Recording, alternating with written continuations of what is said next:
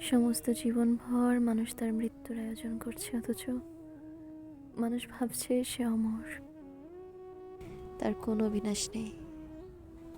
তাকে ছড়িয়ে পড়তে হবে পৃথিবীর এক মেরু থেকে অন্য মেরুতে। প্রয়োজন নেই, তবু বার্ধক্য এসেও সে জমাচ্ছে কারি কারি অর্থ। সাময়িক আনন্দের জন্য একজন অন্যজনকে দুঃখ দিচ্ছে।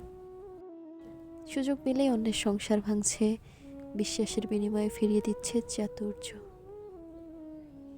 মানুষ ভাবছে এই অনন্ত জীবন অবিনশ্বর, তার কোনো ক্ষয় নাই, মেয়াদ ফুরাবার ভয় নেই। পৃথিবী শূন্য হয়ে যাবে, কেবল কেবল বেঁচে থাকবে সে নিজে। কি ভয়ঙ্কর ব্যস্ততা!